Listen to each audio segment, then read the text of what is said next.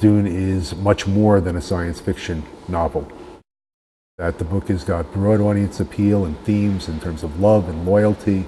There's a little Romeo and Juliet in terms of star-crossed lovers. It's a big action adventure piece in the spirit of Lawrence of Arabia. It's a morality tale like A Man for All Seasons. And it's got some great action sequences and gadgets and the like that I say should give most contemporary movies a run for their money in terms of those aspects of it.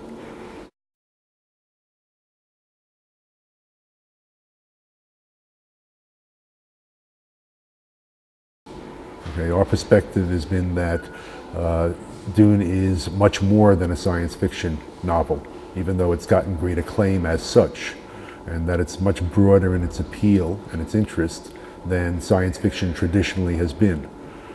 Part of that results, I think, from the fact that women are treated in the book, and the characters are treated, the female characters are treated almost 30 years ahead of their time in a what I'll call a politically correct fashion. That the women in Dune are strong in their own right. They're not women playing femme nikita roles. Their strength and their character comes from their, as a proprietary motherhood. And I think it's very, very hard to find science fiction that treats women as respectfully as this book does, and this book was written in '64. And television, in terms of television audiences, okay, are more than 50% women. And so to make a project for television from the business side of my producing responsibilities that did not embrace material that I thought women were going to relate to would almost be suicidal. And what I found is that there are a lot of women who love science fiction or horror movies, okay, or Stephen King material, but they don't tell you ahead of time. And so that the research doesn't give you an indication in a correct fashion as to how strong the female audience is. But my experience has been that afterwards, when I produced something that I thought had strong female appeal, but it wasn't obvious on the surface, I've been right, that the exit polls or the research afterwards showed that this was material that was 55% female in audience, where going in, everyone thought that it was going to be 70% male.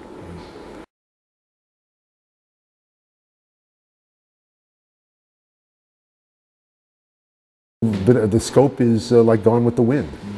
Okay? And so the love stories and the generational stories and the coming of age story in terms of Paul's character and getting out from under his father's shadow and showing that he can in fact be a leader unto himself.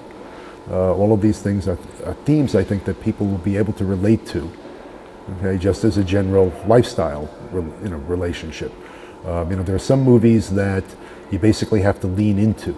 You have to sort of lean forward in your seat to engage them, okay, in a dialogue. Then there are other movies where you can sit back and let the movie wash over you. Well, I think this is both. I think that if you want to just get on the roller coaster for this action-adventure love story, you don't have to work at all. You can just take it as, great entertainment.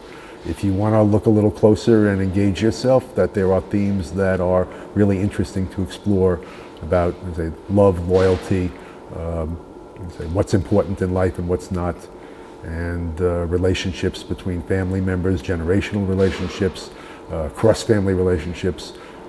It's really epic in scale, and that's why the miniseries format is particularly well suited for an adaptation. I mean, we're doing a 6-hour miniseries, which means we got a 4.5-hour movie to make after you take away all the commercial time and the breaks and all of those things. I think the 4.5 hours should be sufficient to tell the story of Dune in the first book and tell it intelligently and well. John's script reads like a paperback, what I call a burn read. Okay, that you read it and it's clear and concise as to who's who, what's what, where they're going, what they're doing.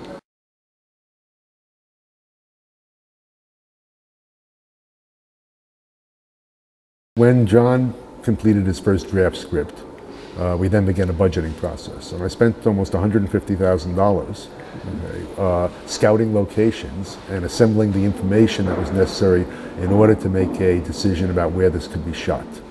And so we scouted Australia, we scouted Tunisia, Morocco, Budapest, Prague, where we are now, for studio space, obviously Tunisia, Morocco for desert. I was in Namibia and had a look at the desert there, which is extraordinary. And I also spent 3 days in the desert where the wind didn't stop blowing at 45 miles an hour. In other words, it wasn't gusty. It was a steady 45-mile-an-hour wind. Well, you can't be out there and not have sand get into everything. And that sort of focused me a little bit on the difficulties in shooting in the desert. And we looked at the kind of budget we had and said, can we afford to be sitting for 3 days with a whole crew if the wind comes up? We don't think so. We would rather have more control. And so John embraced an approach which had to do with more studio and less exterior. And we will shoot a little bit outside at the end of the shoot. But the question of how much we shoot remains to be seen. The show has a certain stylized look that you can get and maintain that you can't get outside by doing a certain amount of work on sets. But it was really a question of spending the money most efficiently to create, say, the kind of experience that we thought people would tell their friends that the next time it was on, they should watch again.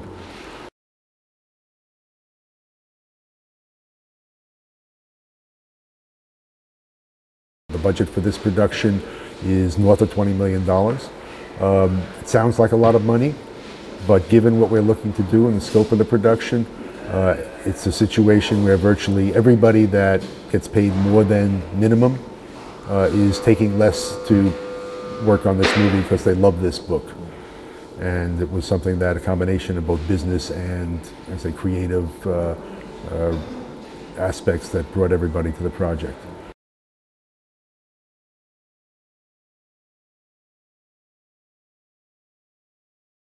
You know, the brand name that Dune represents as a book is an extraordinary advantage in a way that a lot of people don't think about, which is that it allowed us to cast the roles, the actors' roles, for suitability and acting talent, as opposed to the marketability of their names. And I say quasi-facetiously that we're not holding it against certain cast members that their names are extremely well known worldwide, but that wasn't why they were hired. John's first focus was getting the right people for the role, and we could do more of that than usual because we had a brand name book that gave us a leg up in the marketplace. And so I said the cast is an interesting mix of newer faces and, I say, more experienced actors, and the crew again represents that. There's an international scope to the crew. The production designer, Krekar, is Yugoslav, who lives in Paris and has done an extraordinary job.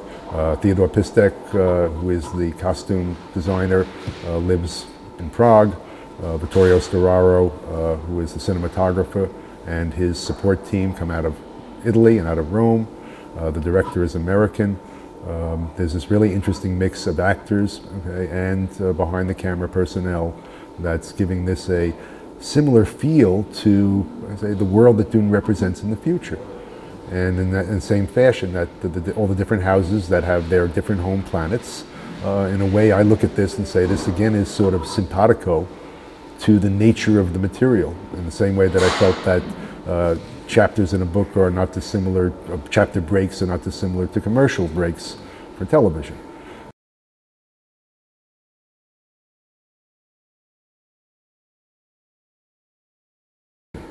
And I would have never thought, frankly, at one point in my career that I would embrace television the way I have, because I started off as a feature film producer, and television was sort of low rent. Well, while my back was turned, television grew up. And what you could say and the themes that you could deal with were changed pretty substantially over the past 10 years. And the chance to make a long movie, okay, you go out and try to find somebody who's going to let you make a 4.5-hour feature film.